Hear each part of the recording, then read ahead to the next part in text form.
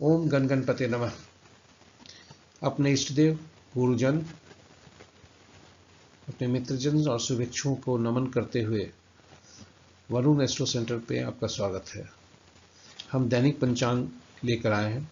इसकी प्रस्तुति हम बराबर करते आए हैं पिछले दिनों से, और आपके सुझाव के अनुसार इसमें कुछ न कुछ बराबर नयापन ला रहे हैं और पंचांग को बेहतर प्रस्तुति करने के लिए हम कृत संकल्प हैं। तो चलिए, पंचांग में क्या क्या आज की प्रस्तुति है यह आपके से परिचय करा दें। तो सबसे पहले पंचांग के पांचों अंग जो होते हैं उनके बारे में पहली प्रस्तुति होगी है। दूसरी प्रस्तुति मुहूर्त, शुभ और अशुभ मुहूर्त से संबंधित है। तीसरी प्रस्तुति हमारी ग्रहों के गोचर की स्थिति है कि आज विभिन्न ग्रह कहाँ पर गोचर कर रहे हैं, किस नक्षत्र में हैं, उनका सार क्या है, आदि आदि। अगली प्रस्तुति हमारी जो चौथी प्रस्तुति है, ये जन्म नक्षत्र के अनुसार कैसे दिन होने के संकेत मिल रहे हैं। यह किसी भी व्यक्ति के चंद्रमा जिस नक्षत्र में होते हैं जन्म कुंडली में, उनके नक्षत्र के अनुसार और उनके नक्षत्र स्वामी के अनुसार यह दिन देखा जाता है। तो जो संकेत मिल रहे हैं, जिसे तारा बल भी बोलते हैं, वह यह प्रस्तुति है। अगली प्रस्तुति हमारी चौघड़िया ज्योतिष पर है। जो पिछले 4 अंग प्रस्तुति को से संबंध रखते हैं या जो इनकी जानकारी है कि आज का दिन कैसा होगा, हमारे लिए कैसा दिन है, उनके लिए भी सूक्ष्म चौघड़िया किसी समय को करने के लिए कौन सा चौघड़िया उपयुक्त होगा, कौन सा काल उपयुक्त होगा, कौन सा अवधि उपयुक्त होगी, ये सारी चीज चौघड़िया ज्योतिष के अंतर्गत है। किंतु चौघड़िया ज्योतिष उसके लिए भी उपयोगी है जिनके पास अपना जन्म विवरण नहीं है, जन्म नक्षत्र नहीं है, तो वे नहीं देख सकते कि मेरा जन्म नक्षत्र कौन सा है, जन्म कुंडली नहीं बना है, तो ऐसी स्थिति में भी चौघड़िया ज्योतिष उपयोगी होता है। तो अगली प्रस्तुति जो नई प्रस्तुति है वह भी लेकर के आपके सुझाव के अनुसार आए हैं कि अंक शास्त्र क्या संकेत कर रहे हैं आज के दिन के बारे में। यह आपके मूलांक से संबंधित है, जो कि जन्म तारीख के अंकों को जोड़कर एकल अंक बनाकर 1 से 9 तक ताकि आए, उसके अनुसार कैसे दिन रहने के संकेत हैं। तो ये हमारी प्रस्तुति है। मेरा प्रयास है कि सही डेटा के साथ आपके पास यह प्रस्तुत रहे और बराबर प्रयास रह रहा है कि इसमें कुछ नयापन रहे और आपका सुझाव इसमें बहुत कारगर होता है, बहुत काम कर रहा है। हम आपके सुझाव बराबर मिल रहे हैं, इसके लिए हम आपके आभारी हैं। आप हमारे वीडियो को सुन रहे हैं, यह भी हमारे लिए गर्व की बात है और इसलिए आपसे मेरा मनोबल बढ़ रहा है और इसके कारण हम कुछ नया छोटा छोटा वीडियो लाने का प्रयास कर रहे हैं जो आपके लिए और उपयोगी हो सकता है। तो अंत में मैं यही कहता हूँ कि आपका मेरा वीडियो आपको मिलते रहे, इसके लिए आप सब्सक्राइब बटन दबाना न भूलें। ये आपके मित्रजन, परिजन और शुभेच्छु इनका लाभ से वो भी लाभान्वित हो सके इस प्रस्तुति से, इसके लिए उन्हें शेयर भी करें YouTube के लिंक को, और हमारे YouTube को लाइक करना न भूलें, जिससे कि हम थोड़ा मनोबल बढ़े, हमको शक्ति मिले और हम इसमें और प्रस्तुति कर सकें, नया वीडियो ला सकें। तो इन्हीं शब्दों के साथ हम देर न करते हुए अपने प्रस्तुति पर चलते हैं। अंत में भी यह बता देना चाहते हैं कि डेटा जो भी है वह दृक पंचांग से लिया गया है स्थानीय पटना के समय के अनुसार। जन्म कुंडली सुबह 5 बजे का होता है और छवि जो है जहां भी है वह हमारे गूगल से लिया गया है। तो चलते हैं हम अपनी प्रस्तुति की ओर। दैनिक पंचांग 13 फरवरी 25 का लेकर आपके समक्ष प्रस्तुत हूँ। पहली प्रस्तुति 6:27 पर सूर्योदय, सूर्यास्त 5:41 पर, दिशाशूल दक्षिण है। पंचांग के 5 अंक दिनवार गुरुवार और तिथि रात्रि के 8:21 तक प्रतिपदा, उसके बाद द्वितीया। कृष्ण पक्ष आज आरंभ है।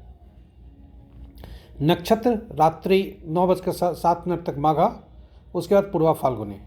योग प्रातः 7:31 तक शोभन, उसके बाद अतिगंठ जो कि अशुभ है। करण प्रातः 7:48 तक बालव, उसके बाद कौलव। ये रहे पंचांग के 5 अंक। मुहूर्त में देखते हैं। शुभ मुहूर्त में अभिजीत मुहूर्त दिन के 11:46 से 12:26 तक। अमृतकाल संध्या 6:34 से रात्रि 8:16 तक। विजय मुहूर्त अपराह्न 1:56 से 2:41 तक। गोधूली बेला संध्या 5:40 तक से 6:05 संध्या तक। निशिता मुहूर्त देर रात्रि 11:48 से 0:29 तक। अशुभ मुहूर्त में राहु काल अपराह्न 1:28 से 2:53 तक। गुलिक काल प्रातः 9:15 से 10:39 तक। यमगंठ प्रातः 6:26 से 7:50 प्रातः तक ही। वर्ज मुहूर्त प्रातः 8:21 से दिन के 10:03 तक। गंडमूल प्रातः 6:26 से 9:07 रात्रि तक। ये रहे महत्वपूर्ण मुहूर्त। गंडमूल तभी होता है जब चंद्रमा जलीय राशि से अग्नि राशि में प्रवेश करते हैं, क्योंकि अग्नि और जल दोनों एक दूसरे के विपरीत हैं।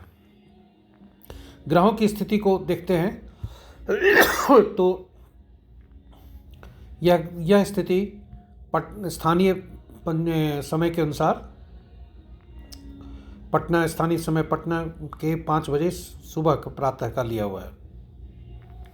चूँकि सूर्यदेव कुंभ राशि में आ चुके हैं इसलिए उनका अंश बहुत ही कम है, 0°17' है।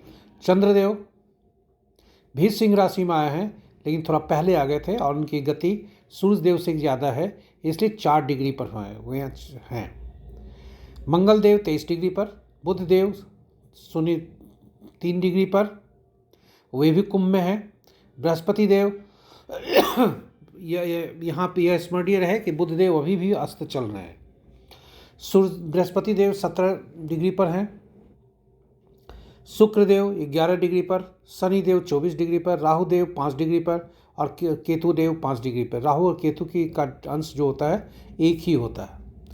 तो यदि देखा जाए तो सूर्य, चंद्रमा और बुध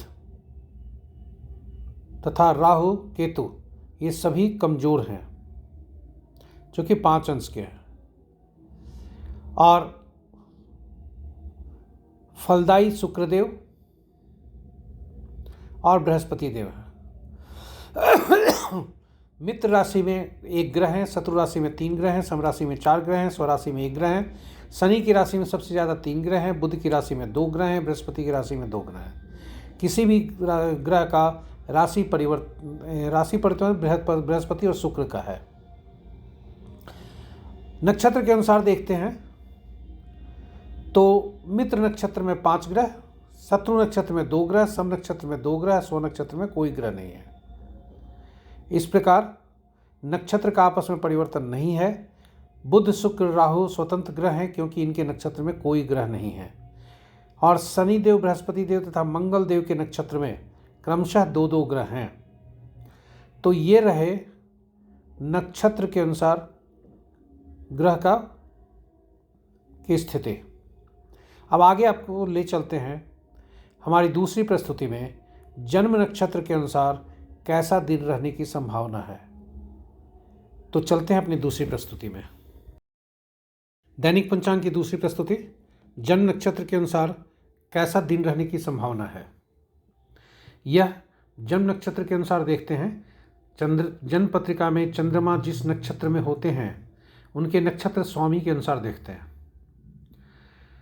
कुल 27 नक्षत्र होते हैं और 9 ग्रह हैं, इसलिए 9 नक्षत्रों के समूह को क्रमानुसार एक एक ग्रुप में रखा गया है।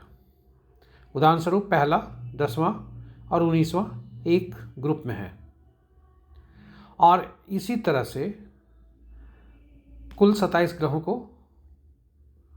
का समूह बनाया गया है। 3-3 ग्रहों का समूह को में ग्रुप बनाया गया, और इन समूहों को एक एक ग्रह से जोड़ा गया, उनका आधिपत्य दिए गए। उदाहरण स्वरूप अश्विनी पहला नक्षत्र, माघा दूसरा नक्षत्र 10वां है, और 19वां नक्षत्र मूला।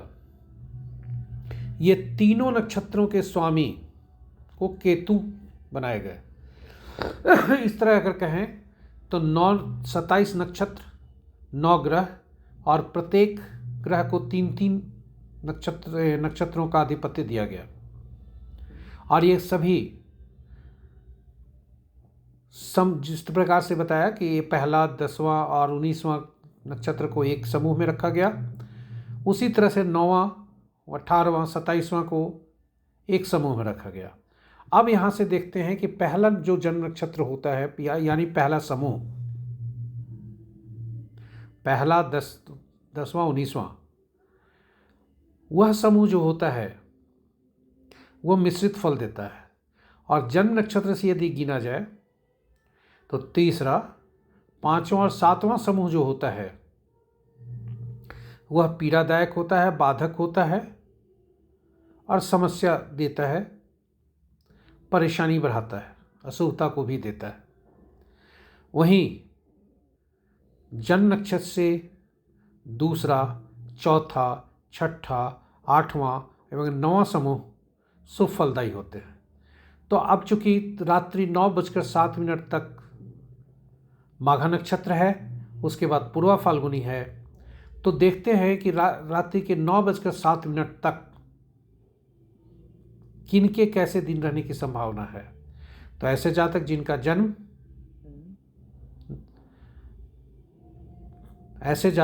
जन्म नक्षत्र स्वामी बुध, शनि, चंद्र, शुक्र, राहु बनते हों, उनके लिए दिन अच्छे के संकेत हैं, शुभ संकेत हैं। वहीं ऐसे जातक जिनके नक्षत्र स्वामी बृहस्पति, मंगल, सूर्य बनते हों, उनके लिए थोड़ा सावधान रहने की आवश्यकता है। काम कार्य में बाधा हो सकती है, असंतोष हो सकता है, अच्छे परिणाम नहीं मिल सकते हैं। और ऐसे जातक जिनका जन्म केतु के नक्षत्र समूह में हुआ हो, उनके लिए दिन सामान्य रहने की संभावना है। वहीं रात्रि के 9:07 के बाद ऐसे जातक जिनका जन्म ऐसे नक्षत्र समूह में हुआ हो जिनके स्वामी केतु, बुध, मंगल, सूर्य बनते हों, उनके लिए शुभता के संकेत हैं।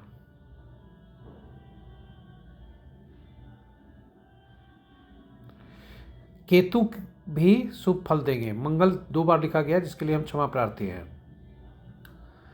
और बृहस्पति, राहु, चंद्र जिनके हैं, उन्हें थोड़ा सावधान रहने की आवश्यकता है।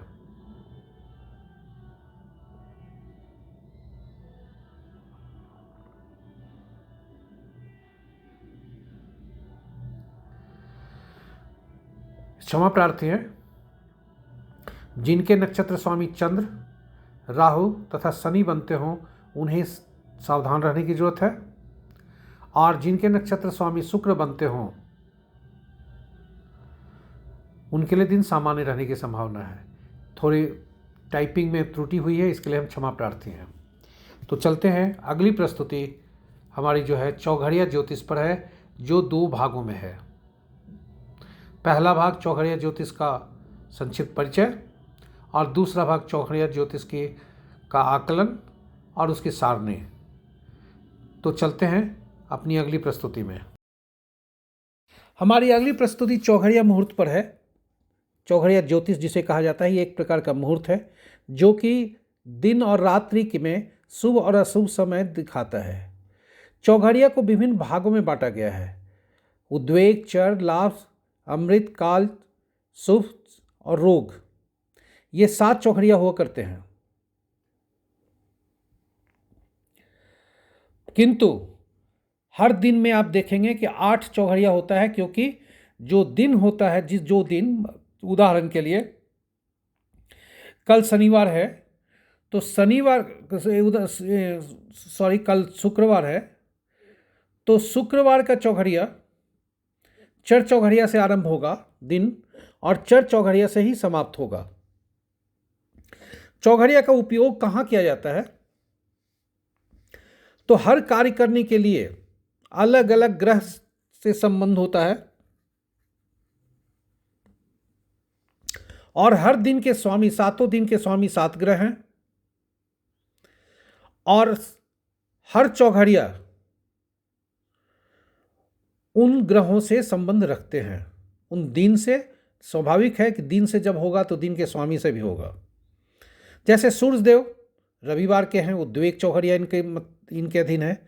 आमतौर पर यह अशुभ है, लेकिन सरकारी कार्य, चूंकि सूर्यदेव सरकार है, ग्रहों के राजा हैं, इसलिए सरकारी कार्य के लिए यह बहुत ही उपयोगी साबित होता है। चर चौघड़िया शुक्रदेव के अधीन, और यह शुभ है, किंतु नाम चर है, इसलिए यात्रा के लिए यह सबसे ज़्यादा उपयुक्त है। वहीं बुधदेव लाभ चौघड़िया हैं। बुधदेव ज्ञान के कारक हैं, बुधदेव व्यापार के कारक हैं, इसलिए शुभ और लाभदायक है। इसलिए शिक्षा या किसी विद्या को सीखने के कार्य आरंभ किया जाता है तो यह फलदायी होता है।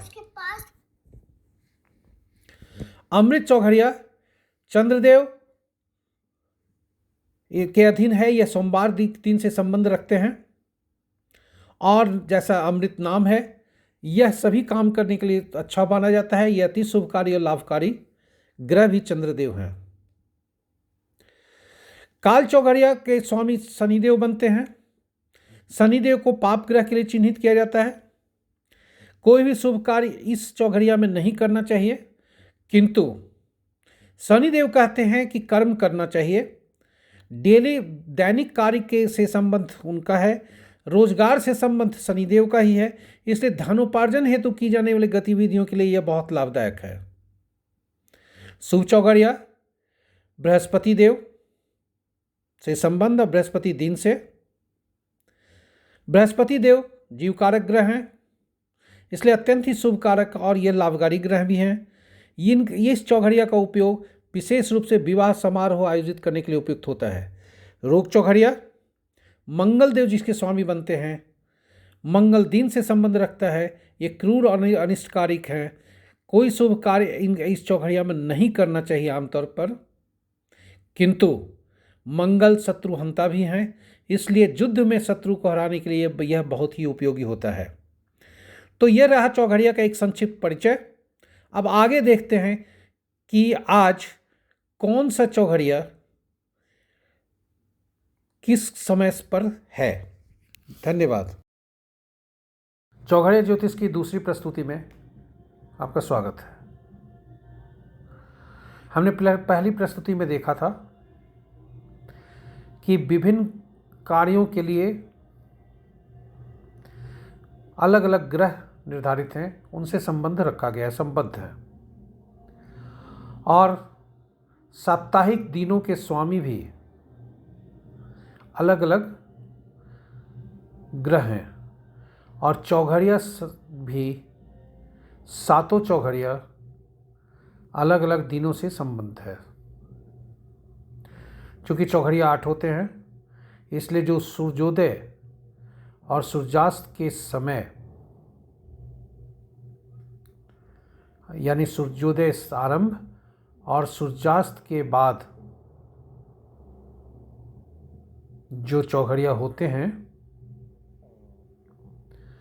वे फिर सूर्यास्त के पहले और सूर्योदय के पहले अगले दिन वही चौघड़िया हुआ करते हैं।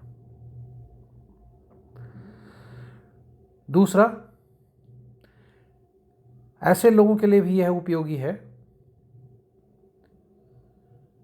जो पूजा पाठ करना चाहते हैं या जिनका नक्षत्र नहीं पता है, कुंडली नहीं बनी है, जन्म समय नहीं है, तो वैसे लोगों के लिए भी यह उपयोगी है।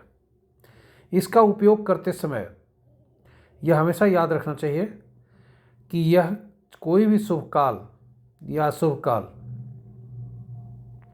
यानी कोई भी चौघड़िया किसी अशुभता से अधिव्याप्त तो नहीं है। अब हम आज का ही चौघड़िया लेते हैं, जो कि बृहस्पतिवार है, इसलिए शुभ चौघड़िया से दिन आरंभ होता है और शुभ चौघड़िया से दिन समाप्त भी होता है। किंतु आज के अंतिम चौघड़िया में यानी अपराह्न 1:28 के बाद जो 3 चौघड़िया आ रहे हैं, अमृत, काल और शुभ, ये तीनों अशुभता से अधिव्याप्त है। तो इस चौघड़िया से संबंधित कोई कार्य करने हैं, शुरुआत करने हैं, तो उसके लिए शुभ मुहूर्त यह नहीं होगा। शुभता नहीं हो पाएगी और अशुभता ज़्यादा होने की संभावना है। वहीं रात्रि में यदि देखें तो मध्य रात्रि 0:03 से 1:39 तक लाभ चौघड़िया जरूर है, किंतु यह काल रात्रि जैसे अशुभता से व्याप्त है। तो जैसी स्थिति में उन चौघड़िया को छोड़ देना चाहिए। तो ये रहा दैनिक चौघड़िया मुहूर्त के बारे में संक्षिप्त परिचय। और अब आपको ले चलते हैं अपनी अंतिम प्रस्तुति, जो बहुत से लोगों के सुझाव पर नए रूप में आया है। अंक ज्योतिष के अनुसार कैसा दिन रहने की संभावना है। तो चलिए, 13 फरवरी दिन गुरुवार, दैनिक पंचांग की अंतिम प्रस्तुति। अंक ज्योतिष के अनुसार कैसा दिन रहने की संभावना है। अंक हमारे जीवन में अहम भूमिका अदा करती है और कई बार हम अपने जीवन में देखते हैं कि एक विशेष अंक हमारे जीवन में बार बार आता है। यही है अंक ज्योतिष का कमाल, क्योंकि वही अंक हमें बार बार एक ऊर्जा देती है। और अंक ज्योतिष में 2 अंक बहुत महत्वपूर्ण होते हैं। एक होते हैं मूलांक, जो आपके जन्म तिथि का में जो 2 अंक हैं उनका योग है,